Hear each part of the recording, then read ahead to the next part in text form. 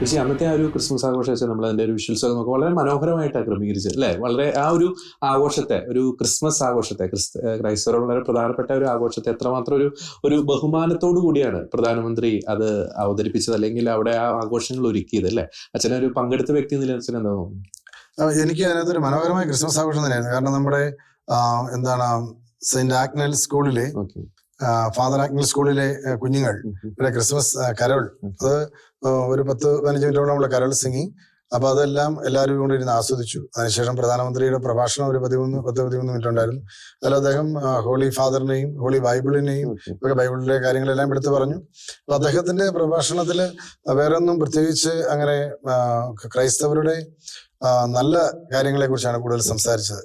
സ്വാതന്ത്ര്യ സമര രംഗത്തും മറ്റു കാര്യങ്ങളിലുമൊക്കെ ക്രൈസ്തവർ നൽകുന്ന സംഭാവനകളെയാണ് ഒരു ഭാരതത്തെ കെട്ടിപ്പടുക്കുന്നത്. നേഷൻ ബിൽഡിങ്ങിൽ നമ്മുടെ കോൺട്രിബ്യൂഷനെ അദ്ദേഹം എടുത്ത് പറയുകയും ചെയ്തു. അതേസമയത്ത് മറ്റു കാര്യങ്ങളെ കുറിച്ചൊന്നും പറഞ്ഞില്ല. അതിനകത്ത് രാഷ്ട്രീയമുണ്ടാകും, ബോധപൂർവമായിട്ടായിരിക്കും അത് പറയാം. പക്ഷെ ഞാൻ കാണുന്ന അതിനകത്തൊരു പോസിറ്റീവ് സൈഡാണ്. അതിനകത്ത് നെഗറ്റീവ് സൈഡ് മാത്രം കാണുന്ന ആളുകളെ സംബന്ധിച്ചിടത്തോളം അത് നെഗറ്റീവ് ആയിരിക്കാം. ഞാൻ അതിനകത്തൊരു പോസിറ്റീവ് വശം കാണുന്നു. ഡയലോഗിനുള്ള ഒരു തുടക്കം, അതായത് നല്ലൊരു ഡയലോഗ്, നല്ലൊരു സാധ്യതയല്ലേ തുടങ്ങിയിട്ടല്ലോ. ഇനിയും നമുക്ക് സാധ്യത അവശേഷിക്കുകയാണല്ലോ. നമുക്ക് ഈ അഭിമുഖത്തിന്റെ ഒരു അവസാന ഘട്ടത്തിലേക്ക് വരുമ്പോൾ പലപ്പോഴും ഇപ്പം റോയിച്ചനോട് കേരളത്തിൽ അച്ഛനുള്ള സ്ഥിതിക്ക് അച്ഛനോടാണ് പലപ്പോഴും പല കാര്യങ്ങളിൽ ഇന്ററാക്ട് ചെയ്യാൻ പറ്റുന്ന, റോബേച്ചിനോടും സംസാരിക്കാൻ പറ്റാറുണ്ട്. അപ്പോൾ പലപ്പോഴും രണ്ടച്ഛന്മാരോടും സംസാരിക്കുമ്പോൾ ഭയങ്കര ഒരു പോസിറ്റീവ് വൈബാണ് അല്ലെ? അതൊരു ഭയങ്കര പോസിറ്റീവ് എനർജി, കാര്യങ്ങൾ വളരെ രസകരമായിട്ട് സരസമായിട്ട് അവതരിപ്പിക്കുന്നു. വളരെയധികം ഭാരിച്ച ഉത്തരവാദിത്തമുണ്ട്. ഇപ്പൊ റോയിച്ചിനെ സംബന്ധിച്ചിടത്തോളം റോയിച്ചിന്റെ പ്രൊഫൈൽ നോക്കുമ്പോൾ സംഘടനകളുടെ നീണ്ടൊരു ലിസ്റ്റാണ്. റോബേച്ചിനാണെങ്കിൽ ചാവറ കൾച്ചറൽ സെന്റർ വലിയൊരു ഉത്തരവാദിത്തമുണ്ട്. അപ്പൊ നോർത്ത് ഇന്ത്യയിലെ മിഷൻ വളരെ ഗൗരവമായിട്ട് മുന്നോട്ട് പോകുന്നു. ഇത്രത്തോളം ഗൗരവമായിട്ടുള്ള ഉത്തരവാദിത്തങ്ങൾ, ഭാരിച്ച ഉത്തരവാദിത്തം. ഇപ്പൊ മീഡിയയിലാണെങ്കിൽ എപ്പോൾ വിളിച്ചാലും, ഡിബേറ്റിന് എപ്പോൾ വിളിച്ചാലും റോയിച്ചിന്റെ ഒരു പ്രതികരണം എപ്പോൾ വേണമെങ്കിലും അച്ഛൻ തരാൻ റെഡിയാണ്. അപ്പം ഇതിനെല്ലാം ഇടയിൽ ഒരു മനസ്സ് ഇത്രത്തോളം ഒരു പോസിറ്റീവായി, അതായത് സംസാരിക്കുന്നവരോടൊക്കെ നമുക്ക് അച്ഛന്മാരോട് സംസാരിക്കുമ്പോൾ നമുക്കൊരു ടെൻഷൻ, നമ്മുടെ ഉള്ളിൽ എന്തെങ്കിലും ടെൻഷൻ ഉണ്ടെങ്കിൽ ആ ടെൻഷനൊക്കെ മാറിപ്പോകുന്ന രീതിയിലുള്ള ഒരു അപ്രോച്ച് അച്ഛന്മാർ രണ്ടുപേരും നടത്തുന്നത്. അതെങ്ങനെ സാധിക്കുന്നു? അതിന്റെ ഒരു സീക്രട്ട് ഒന്ന് പങ്കുവയ്ക്കാം. ജീവിതം തമ്പുരാൻ തന്നൊരു വലിയ സന്തോഷമാണ്, വലിയൊരു സമ്മാനമാണല്ലോ. സത്യത്തിൽ ഞങ്ങൾ ഇന്നിവിടെ ഇരിക്കുമ്പം ഞങ്ങൾ വന്ന വഴി സത്യസന്ധമായിട്ട് ഓർത്താൽ മാത്രം മതി. നമുക്ക് ഈ കൈ താത്താൻ പറ്റില്ല, ഇങ്ങനെ സ്തുതിച്ചുകൊണ്ടേ ഇരിക്കാനേ പറ്റുള്ളൂ. ഞങ്ങള് തമ്പുരാൻ തന്ന ദാനമാണ്, വേറെ ഒന്നുമല്ല. അപ്പൊ ഞങ്ങളുടെ ഈ ജൂബിലി മൂവാറ്റുപുഴ CMI പ്രൊവിൻഷ്യൽ ഹൗസിൽ, ഞങ്ങളുടെ പ്രൊവിൻഷ്യൽ ഹൗസില് ജൂബിലി ആഘോഷത്തിന് കുർബാന കഴിഞ്ഞപ്പം നന്ദി പറഞ്ഞത് ഞാനായിരുന്നു പബ്ലിക്കിനോട്. അപ്പം അവസാനം പറഞ്ഞ ഒറ്റ വാക്യതാണ്, സഭയാണ് എന്റെ ചോറ്, സഭയോടാണ് എന്റെ കൂറ്. ചോറെന്ന് പറഞ്ഞു കഴിഞ്ഞാൽ കഞ്ഞി കുടിക്കാൻ വേണ്ടി സഭയെന്നുള്ള അർത്ഥത്തിലല്ല. ഞാൻ എന്താണോ എന്റെ എല്ലാ ഊർജത്തിന്റെയും എന്റെ എല്ലാ ശേഷികളുടെയും ഉറവിടം എന്റെ സഭയാണ്. CMI സഭയിലൂടെ എനിക്ക് ലഭിച്ചതേ ഉള്ളൂ. ഞങ്ങൾക്ക് രണ്ടുപേർക്കും അതേ ഉള്ളൂ. അപ്പൊ ഞങ്ങൾക്ക് ദാനമായി കിട്ടിയത് തമ്പുരാൻ തന്നെ പറഞ്ഞു, പൗലോസിലെ പറഞ്ഞു, ദാനമായി കൊടുക്കുക. ഞങ്ങൾക്ക് സങ്കടപ്പെട്ടിരിക്കാനുള്ള റീസൺ കാണുന്നില്ല. തമ്പുരാൻ തന്ന നന്മകൾ ഓർക്കുമ്പം സന്തോഷിക്കാനും ആ സന്തോഷം ഇതിനോട് പറയാനും. ഞങ്ങൾ കോളേജിൽ പഠിച്ചിരുന്ന സമയത്തുണ്ടല്ലോ, പിള്ളേർ ചോദിക്കുമായിരുന്നു, ഈ സെമിനാരിയിൽ ചേർന്ന് കഴിഞ്ഞാൽ എപ്പോഴും ചിരിച്ചോണ്ട് നടക്കണം നിങ്ങളോട് പറഞ്ഞു തരുമോ എന്ന് ചോദിക്കും. ഞങ്ങൾക്ക് ചിരിക്കാതെ, ഞങ്ങൾ എപ്പോഴും സന്തോഷത്തോടെ മാത്രമേ സംസാരിക്കുന്നുള്ളൂ. കാരണം സന്തോഷമാണ്. എനിക്കിപ്പം ജോർജിയെ കാണുന്നത് സന്തോഷമാണ്. എല്ലാ മനുഷ്യരെയും അംഗീകരിക്കാൻ നമുക്ക് സന്തോഷമാണ്. കാരണം ഞങ്ങൾക്ക് ഞങ്ങളെ പറ്റി ഒരു അപകർഷതാബോധത്തിന്റെ കാരണമില്ല. നമുക്കിപ്പം മറ്റൊരാളെ പറ്റി കുറ്റം പറയണോ ആക്ഷേപിക്കണോ, നമ്മുടെ ഉള്ളിലെ അപകർഷതാബോധം കൊണ്ടാണ്. അപ്പൊ നമുക്ക് സന്തോഷിക്കണമെന്നുണ്ടെങ്കിൽ നീ എന്തേരം വളർന്നാലും എനിക്ക് പ്രശ്നമില്ല. ഞാൻ ഇപ്പൊ ദീപിക ബാലസഖ്യത്തിന്റെ കൊച്ചേട്ടനാണല്ലോ. എന്റെ പ്രധാനപ്പെട്ട ആശയം എന്താണ്, ഞാൻ കുഞ്ഞുമക്കളോട്, ഞങ്ങൾ മത്സരങ്ങളാണ്, മക്കൾക്ക് എപ്പോഴും പരിശീലനത്തിനോട് മത്സരങ്ങളാണ്. പക്ഷെ ഞാൻ പറഞ്ഞ DCL ഒരിക്കലും മത്സരം നടത്തുന്നില്ല, ഉത്സവങ്ങളാണ്. നീ വരിക, നിന്റെ കഴിവ് നീ പ്രകടിപ്പിക്കുക, ഞാൻ അതിന് കാവലിരിക്കുക. നീ തോൽക്കുന്നതിൽ നാം ഒരു കുടുംബം എന്നാണ് മുദ്രാവാക്യം. എല്ലാ മതസ്ഥരായ മക്കളും ഉണ്ടല്ലോ. അപ്പം എന്റെ വീട്ടിൽ നാം ഒരു കുടുംബത്തിൽ നീ തോൽക്കുന്നതിൽ എനിക്ക് സന്തോഷിക്കാൻ പറ്റും. നിന്റെ തോൽവിക്ക് വേണ്ടി ഞാൻ പ്രവർത്തിക്കൂ? ഇല്ലല്ലോ. അപ്പം നിന്റെ തോൽവിയിൽ എനിക്ക് സന്തോഷമില്ല, നീ സന്തോഷിക്കുമ്പോഴാണ് എന്റെ സന്തോഷം. അതൊരു ചിന്തയാണല്ലോ. ഒപ്പം നമ്മുടെ ബൈബിളിൽ നമ്മള് ഈശോയുടെ ആ പരിപാലനയുടെ തുടർച്ച നമ്മൾ കാണും. എനിക്ക് ഏറ്റവും ഇഷ്ടമുള്ള ബൈബിൾ ഭാഗം മത്തായിയുടെ സുവിശേഷം 6-ാമത്തെ അധ്യായം 25 മുതലുള്ള ദൈവപരിപാലനയുടെ ആ വചനമാണ്. എന്ത് ഭക്ഷിക്കും, എന്ത് പാനം ചെയ്യും, എന്ന് ജീവനെ കുറിച്ചോ ശരീരത്തെ കുറിച്ചോ ഉത്കണ്ഠ വേണ്ട. നമുക്ക് ഉത്കണ്ഠ ഒഴിവാക്കിയാൽ തന്നെ നമുക്ക് ഒത്തിരി പ്രവർത്തിക്കാനുള്ള സമയം കിട്ടും. നമ്മൾ നമ്മുടെ സമയത്തെ വിലയിരുത്തിയാൽ ഉത്കണ്ഠപ്പെട്ട് തന്നെയാണ് നമ്മൾ ഒത്തിരി സമയം കളയുന്നത്. അതുകൊണ്ട് തമ്പുരാനിലുള്ള പരിപാലന അതെന്ന് തമ്പുരാൻ എന്ത് ചെയ്യണം എന്ന് പറയുന്നത്, ഇത് മതിയോ, ഇത് മതി തമ്പുരാൻ പറഞ്ഞാൽ മതി എന്ന് ഈശോയോട് പറയുന്നതാണ് ഒരു വിശ്വാസി എന്നുള്ള നിലയിൽ, ഒരു പുരോഹിതൻ എന്നുള്ള നിലയിൽ എന്റെ ഏറ്റവും വലിയ സ്തുതി എന്നാണ് ഞാൻ വിചാരിക്കുന്നത്. തീർച്ചയായും റോബീഷ, ഒരു അവസാനത്തെ ഒരു ചോദ്യം കൂടി, പ്രത്യേകിച്ച് പ്രേക്ഷകരുടെ മനസ്സിലൊക്കെ സംശയം വരാൻ സാധ്യതയുള്ളൂ. പലപ്പോഴും ഈ നമ്മൾ ബിഗ് ഡിബേറ്റിനൊക്കെ ഈ കാർഡ് ഡിസൈൻ ചെയ്യാറുണ്ട്. അപ്പം മിക്കവാറും ആദ്യമായിട്ട് ഒരു റോയിച്ചിന്റെ ഫോട്ടോ എനിക്ക് പകരം റോബീച്ചിന്റെ ഫോട്ടോ എനിക്ക് പലപ്പോഴും ഇടാറില്ല. അങ്ങനെ പല പത്രങ്ങൾ വരാറുണ്ട്.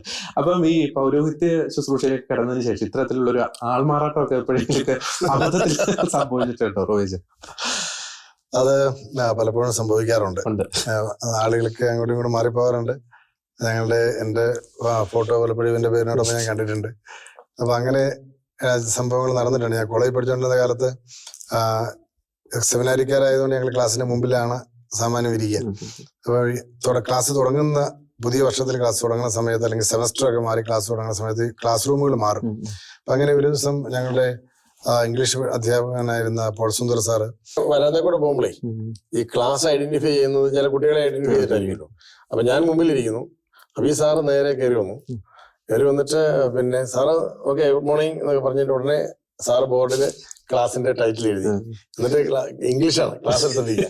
അത് സാറ് തുടങ്ങി. അപ്പോൾ ഉടനെ ഞങ്ങൾ പറഞ്ഞു സാറേ ഇത് മലയാളം ക്ലാസ്സാണ്. സാറേ ചോദിച്ചു ഇങ്ങനെ കൈകൊണ്ടി. അപ്പൊ ഞാൻ പറഞ്ഞു ഞാന് സാർ ഉദ്ദേശിക്കുന്ന ആളല്ല, അദ്ദേഹത്തിന്റെ ഇരട്ട സഹോദരനാണെന്ന് പറഞ്ഞു. അപ്പോൾ പറഞ്ഞു ഓ സോറി വളരെ ഞങ്ങള് നോക്കുമ്പോ സാറിങ്ങനെ വാതൊക്കെ ഇങ്ങനെ പയ്യെ നോക്കുകയാണ്, സൂക്ഷിച്ച് നോക്കുക. സാറ് പറയും ഇതൊക്കെ തന്നെയാണ് ക്ലാസ്. ഞങ്ങൾ സാറിനെ വിളിക്കുകയാണ് ക്ലാസ് തന്നെ. സാർ ഇവിടെ നോക്കി, വീണ്ടും അവിടെ പോയി അവിടെ നോക്കി. സാറിന് അവിടെ മാറിപ്പോകുന്ന നിരവധി പരിപാടിയുണ്ട്. അപ്പൊ ഞങ്ങൾ രണ്ടുപേരും UC കോളേജില് ഞങ്ങൾ ഇംഗ്ലീഷ് അസോസിയേഷൻ സെക്രട്ടറി ആയിരുന്നു, ഞാൻ മലയാളം അസോസിയേഷൻ സെക്രട്ടറി ആയിരുന്നു. അപ്പൊ എല്ലാ ബുധനാഴ്ചയും പ്രോഗ്രാം ഉണ്ടല്ലോ. അപ്പോൾ ഞാൻ ഒരു ദിവസം ഗേറ്റിന്റെ അവിടെ നിൽക്കുന്ന സമയത്ത് ഒരു പയ്യൻ ഓടി എൻ്റെ അടുത്ത് വന്നു. എന്നിട്ട് പറഞ്ഞു ബ്രദറെ നമ്മുടെ പ്രോഗ്രാമിന്റെ കാര്യങ്ങൾ നമ്മളൊന്നും വൈബ്രന്റ് ആക്കാനുണ്ട്, പറഞ്ഞിട്ട് ആൾക്കാർ കേൾക്കുന്നില്ല. ഞാൻ ഏത് പ്രോഗ്രാമാണ്? നമ്മുടെ അസോസിയേഷൻ, ഇംഗ്ലീഷ് അസോസിയേഷൻ. ഞാൻ പറഞ്ഞു മോനെയാടാ ഞാൻ ഇംഗ്ലീഷ് അല്ല ഞാൻ മലയാളമാണ് എന്ന് പറഞ്ഞോട്ടോ. അപ്പോൾ അയ്യോ ഇതെനിക്ക് തെറ്റിപ്പോയില്ലെന്ന് പറഞ്ഞാൽ ഇങ്ങനെ വിഷമം ചോടി. ഞാൻ ക്യാൻറ്റീനിൽ കുറച്ച് സമയം കഴിഞ്ഞിട്ട് ഞാൻ പോയിരുന്ന ചില ചായ കുടിച്ചോണ്ടിരിക്കും എൻ്റെ കൂട്ടുകാരനോട്, പ്രകാശൻ എന്ന് പറഞ്ഞ എൻ്റെ കൂട്ടുകാരനോട്. അവൻ ഓടി എൻ്റെ അടുത്ത് എന്റെ പൊന്നു ബ്രദറെ എനിക്കൊരു അബദ്ധം പറ്റി, ഞാൻ ബ്രദറാണെന്ന് വിചാരിച്ച് ഞാൻ മറ്റേ ബ്രദറിന്റെ അടുത്ത് പോയി നമ്മുടെ അസോസിയേഷന്റെ കാര്യം പറഞ്ഞു. ഞാൻ എടാ അത് ഞാൻ എന്റെ ദൈവമേ ഇനി എവിടെ ചെന്നാലും ഇത് അങ്ങനെ അത് ഒത്തിരി പേർക്ക് ഇങ്ങനെ അബദ്ധം പറ്റുമല്ലോ സ്വാഭാവികമായിട്ട്. ഈ വൈദികനായതിനു ശേഷം ഇങ്ങനെ എന്തെങ്കിലും രസകരമായിട്ടുള്ള സംഭവം ഉണ്ടായിട്ടുണ്ട്? വൈദികരായതിനു ശേഷവും ഉണ്ടായിട്ടുണ്ട്. കാരണം ഇദ്ദേഹം ഏറ്റെടുക്കുന്ന കുർബാനയ്ക്ക് ഇദ്ദേഹത്തിന് പോകാൻ പറ്റിയായിരിക്കും ഞാൻ അങ്ങോട്ടും ഇങ്ങോട്ടും അങ്ങനെ ചില ആൾമാറാട്ടങ്ങൾ, ചില ഉദ്ഘാടനങ്ങൾ, സ്കൂൾ ആനിവേഴ്സറികൾ, ഇങ്ങനെയുള്ള പരിപാടികൾ, ചില പ്രഭാഷണങ്ങൾ അങ്ങോട്ടും ഇങ്ങോട്ടും ഒക്കെ വലിയ ആളനക്കങ്ങളില്ലാണ്ട് പോയി നടത്തിയിട്ട് വന്നിട്ടുണ്ട്. അതെ, DCLന്റെ കൊച്ചേട്ടനായിട്ടും പോയിട്ടുണ്ട്, ആൾക്കാർ അറിഞ്ഞിട്ടില്ല. അച്ഛൻ നേരത്തെ സൂചിപ്പിച്ചു അച്ഛൻ്റെ ഒരു പ്രവർത്തന മേഖല ഈ മതാന്തര സംവാദവുമായിട്ട് ബന്ധപ്പെട്ട് പ്രത്യേകിച്ച് ചാവറ കൾച്ചർ സെന്ററിന്റെ ആ ഒരു മിഷൻ അച്ഛൻ പങ്കുവച്ചു. അപ്പം സ്വാഭാവികമായിട്ടും പലരുടെ ഇടയിൽ, നമ്മുടെ സഭയുടെ ഉള്ളിൽ തന്നെ പലരുടെ ഇടയിലും വരുന്നൊരു സംശയമാണ് ഈ മതാന്തര സംവാദം അത്തരം മേഖലകളിലൊക്കെ പ്രവർത്തിക്കുമ്പോൾ നമുക്ക് കർത്താവ് ഏൽപ്പിച്ച മെയിൻ ഒരു മിഷനാണ് ഇവാഞ്ചലൈസേഷൻ. അപ്പൊ അതെങ്ങനെ ഒരു പ്രാവർത്തികമാക്കാൻ സാധിക്കും? അതായത് ഈ മതാന്തര സംവാദം ഒരു സൈഡിൽ നിൽക്കുന്നു, ഒപ്പം തന്നെ ഇവാഞ്ചലൈസേഷൻ, ഇത് രണ്ടും കൂടി ഒരുമിച്ച് എങ്ങനെ നമുക്ക് മുന്നോട്ട് കൊണ്ടുപോകാൻ സാധിക്കും? നല്ല ചോദ്യമാണ്. ഞാൻ ക്രിസ്തു ദൈവമാണ് എന്ന് വിശ്വസിക്കുന്ന ഒരു കത്തോലിക്ക പുരോഹിതനാണ്. അപ്പൊ ആ ഒരു വിശ്വാസമാണ് എന്നെ ഇപ്പൊ നിങ്ങളുടെ മുമ്പിൽ നിർത്തുന്നത്. അതിന് കാരണം ഞാൻ ക്രിസ്തുവിൽ അത്രമാത്രം അടിയുറച്ച് വിശ്വസിക്കുന്നു എന്നുള്ളൊരു സൂചകമാണ് ഞാൻ മുഴുവൻ. എന്റെ വസ്ത്രം ഞാൻ ഇന്നത്തെ ഈ ഒരു മീറ്റിങ്ങിന് വേണ്ടി ഇട്ടിരിക്കണതല്ല, ഞാനിത് ജീവിതമാണ്. എന്റെ ജീവിതം ഞാൻ ഒരു കോസിന് വേണ്ടി കൊടുത്തിരിക്കുകയാണ്.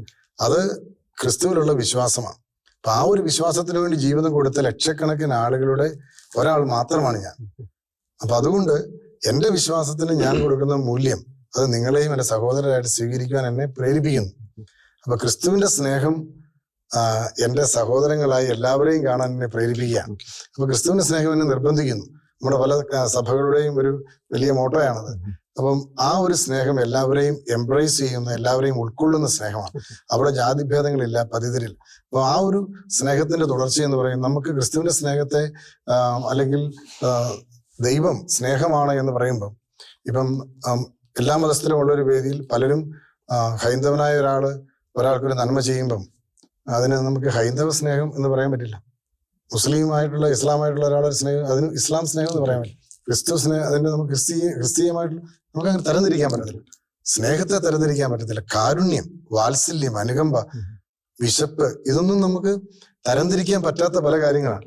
അപ്പോൾ യഥാർത്ഥത്തിൽ സനാതനമായിട്ടുള്ള സ്നേഹം എന്ന് പറയുന്നത് ultimate love, ultimate compassion, mercy, truth, justice, equality, ഇതെല്ലാം ദൈവം തന്നെയാണ്. അപ്പം സനാതന ധർമ്മം, സനാതന സ്നേഹം അത് ദൈവമാണ്.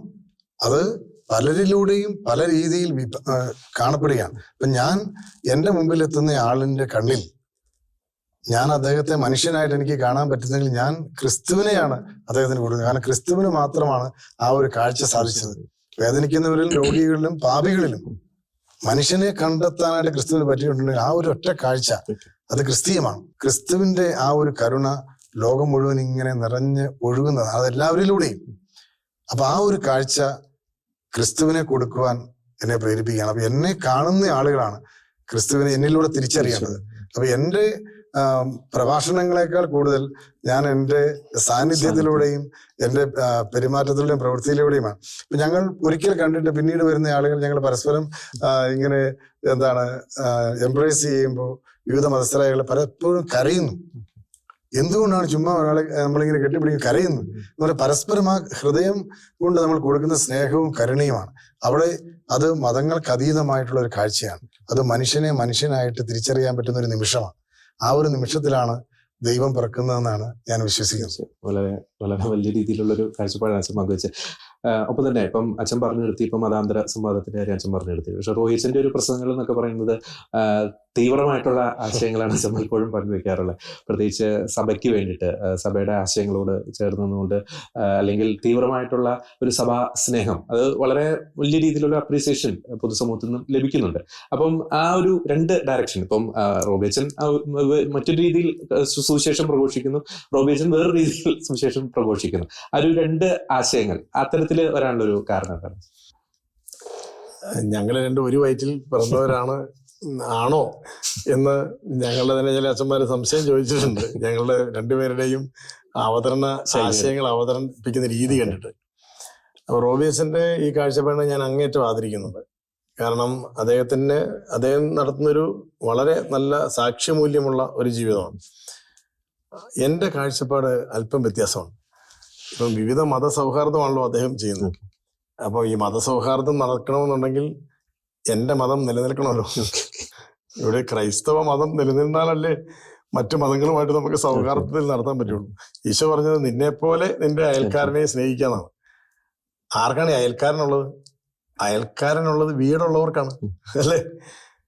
തെരുവിൽ ഇങ്ങനെ ഒറ്റയ്ക്ക് കിടക്കുന്നവന്, അനാഥനായി കിടക്കുന്നവന് അയൽക്കാരനില്ല. അപ്പോൾ എൻ്റെ വീടിനെയാണ് ഞാൻ ആദ്യം സ്നേഹിക്കേണ്ടത്. എന്നാൽ മാത്രമേ എനിക്ക് അയൽക്കാരെ സ്നേഹിക്കാൻ സാധിക്കുകയുള്ളൂ. അപ്പോൾ ഈശോ പറഞ്ഞ ഈ വീടെന്ന് പറയുന്നത് എൻ്റെ സഭയാണ്. നിന്നെ പോലെ എന്ന് പറഞ്ഞു കഴിഞ്ഞാൽ ആദ്യം ഞാൻ സ്നേഹിക്കേണ്ടത് എൻ്റെ സഭയെയാണ്, എൻ്റെ സമുദായത്തെയാണ്. കാരണം ഈശോയിൽ വിശ്വസിക്കുന്ന സമൂഹം നിലനിൽക്കുക എന്ന് പറയുന്നത് മറ്റെല്ലാ മതങ്ങൾക്കും ശാന്തി ലഭിക്കാനുള്ള സാധ്യതയാണ്. നമ്മൾ ഒരിക്കലും ക്രിസ്തു വിശ്വാസികൾ, യഥാർത്ഥ ക്രൈസ്തവ വിശ്വാസികൾ, അവർ കലാപകാരികളല്ല. അവർ ഒരിക്കലും ഒരു അസമാധാനത്തിന്റെ ആൾക്കാരല്ല. അവർ എവിടെയാണെങ്കിലും യഥാർത്ഥ ക്രിസ്തു വിശ്വാസികൾക്ക് സമാധാനം മാത്രമേ കൊടുക്കാൻ പറ്റുള്ളൂ. അപ്പോൾ ഈ ക്രിസ്തു വിശ്വാസം നിലനിൽക്കണമെങ്കിൽ അതിനെ നിലനിർത്തണം. അപ്പൊ വിശ്വാസം നിലനിൽക്കണമെങ്കിൽ വിശ്വാസി നിലനിൽക്കണം, സമുദായം നിലനിൽക്കണം. അതാണ് എന്റെ ചിന്ത. അപ്പൊ ഞാൻ അതിനുവേണ്ടി പ്രസംഗിക്കുന്നു. അങ്ങനെയും പ്രസംഗിക്കാൻ ആള് വേണം. ഞാൻ എന്റെ പ്രസംഗത്തിൽ ഞാൻ എപ്പോഴും ശ്രദ്ധിക്കുന്ന ഒരു കാര്യം, ഇപ്പൊ റോബിയച്ചൻ ഇതര മതങ്ങളോടുള്ള സൗഹാർദ്ദം വർദ്ധിപ്പിക്കാൻ വേണ്ടിയുള്ള പ്രവർത്തനങ്ങളാണല്ലോ നടത്തുന്നത്. അവിടെ അദ്ദേഹം ഈ ഒരു ലോബിയിട്ട് ഞാൻ ക്രിസ്തുവിന്റെ ആളാണ് എന്ന് പറഞ്ഞുകൊണ്ട് തന്നെയാണ് അവിടെ നിൽക്കുന്നത്. ആ ഒരു ഐഡന്റിറ്റിയുടെ കാര്യത്തിൽ ഒരു വിട്ടുവീഴ്ച നമ്മൾ ചെയ്യുന്നില്ല, ഒരിക്കലും ചെയ്യുന്നില്ല. അതുകൊണ്ടാണ് ഞാൻ പറഞ്ഞത്, നമ്മുടെ സ്വന്തം മതത്തിൽ ഉറച്ചു വിശ്വസിക്കുന്ന ഒരാൾക്ക് മാത്രമേ മറ്റുള്ളവരെ അല്ലാത്തതൊന്നും മതവിശ്വാസികളല്ല. എന്റെ പ്രസംഗത്തില് ഞാൻ കൊണ്ടുവരാൻ ശ്രമിക്കുന്ന ഏറ്റവും പ്രധാനപ്പെട്ട ചിന്ത, ഞാൻ ഒരിക്കലും മറ്റൊരു മതത്തിന് എതിരല്ല, ഞാൻ ഒരു മതത്തിനും ഞാൻ എതിരല്ല. പക്ഷെ എനിക്ക് അനുകൂലമാണ്. എനിക്ക് മീൻസ് എന്റെ വിശ്വാസത്തിന് ഞാൻ അനുകൂലമാണ്. ഞാൻ നിങ്ങളുടെ ആരുടെയും വിശ്വാസത്തിന് എതിർക്കുന്നയാളല്ല. ഞാൻ പക്ഷെ എന്റെ വിശ്വാസത്തെ അനുകൂലിക്കുന്ന ആളാണ്.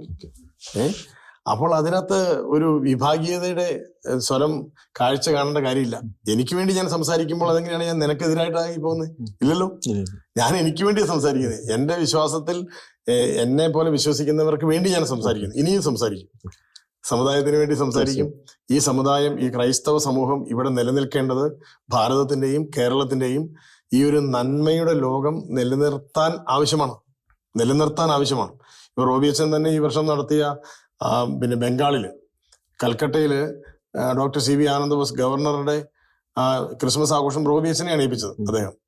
റോബി അച്ഛൻ നടത്തിയപ്പോൾ അദ്ദേഹം നടത്തിയൊരു പ്രസംഗമുണ്ട്. അതിനകത്ത് അദ്ദേഹം പറയുന്നത് എന്താണെന്ന് അറിയോ? Christ is the source of salvation എന്ന് അദ്ദേഹം പറയാണ്. എന്നിട്ട് പറയാണ്, ക്രിസ്തുവിൽ ഞാൻ വിശ്വസിക്കുന്നതിന് കാരണം ഈ ക്രിസ്തുവിന്റെ നന്മ ഈ ലോകത്തിൽ നിലനിന്നാൽ മാത്രമേ ഈ ലോകം ശാന്തിയോടെ മുന്നോട്ട് പോകുള്ളൂ.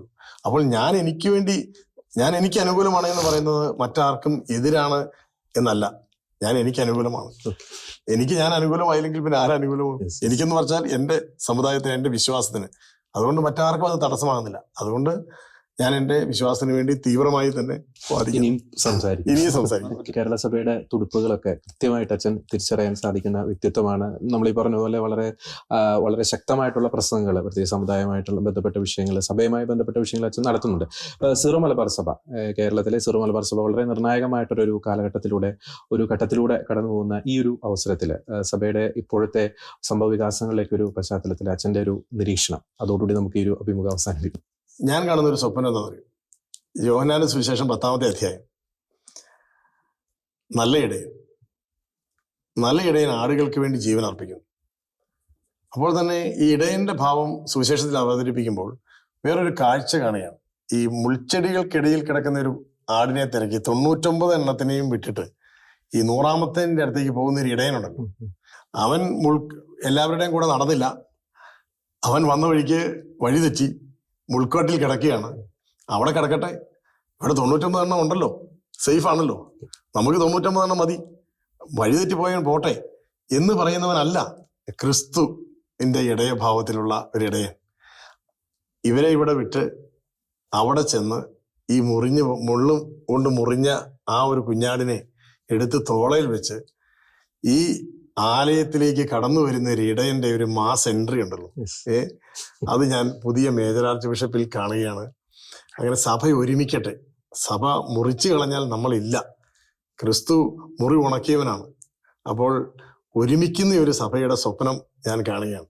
എല്ലാ അനൈക്യത്തിന്റെയും വിഭാഗീയതയുടെയും ഒച്ചകളൊക്കെ ഒടുങ്ങിയിട്ട് ഐക്യത്തിന്റെ ഒരു ശബ്ദം സീറോ മലബാർ സഭയിൽ ഉയരണം. അനൈക്യം നിലനിർത്താൻ ആഗ്രഹിക്കുന്ന നിരവധി പേരുണ്ട്, അകത്തുമുണ്ട് പുറത്തുമുണ്ട്. അവർ പരാജയപ്പെടട്ടെ എന്ന് ഞാൻ പ്രാർത്ഥിക്കുകയാണ്. ഏറ്റവും അവസാനം വളരെ സത്യമായിട്ടൊരു നിരീക്ഷണം അച്ഛൻ പങ്കുവച്ചത്. വളരെ നന്ദി അച്ഛന്മാരെ. പ്രത്യേകിച്ച് വളരെ തിരക്കുകൾക്കിടയിൽ, ഭാരിച്ച ഉത്തരവാദിത്തങ്ങൾക്കിടയിൽ ഇപ്പം റോബി അച്ഛൻ ക്രിസ്മസിനോടനുബന്ധിച്ച് ഇപ്പം കേരളത്തിലുണ്ടായിരുന്നു. അതുകൊണ്ടാണ് നമുക്ക് ഇങ്ങനെ ഒരു കൂടിച്ചേരലിന് ഒരു അവസരം ദൈവം ഒരുക്കിയത്. ഇനി 50ാം വാർഷികവും 75ാം വാർഷികവും ഒക്കെ ആഘോഷിക്കാൻ ദൈവം ഇടനൽകട്ടെ എന്ന് പ്രാർത്ഥിക്കുന്നു. ശുശ്രൂഷ ജീവിതത്തെ ദൈവം കൂടുതൽ ശക്തിപ്പെടുത്തട്ടെ, കൂടുതൽ ആത്മാക്കളെ സഭയ്ക്കായി ക്രിസ്തുവിനായിട്ട് നേടുവാൻ അച്ഛന്മാരിലൂടെ ദൈവം പ്രവർത്തിക്കട്ടെ എന്ന് ആശംസിക്കുകയാണ്. എല്ലാ ഭാവങ്ങളും, എല്ലാ ആശംസകളും. Thank you.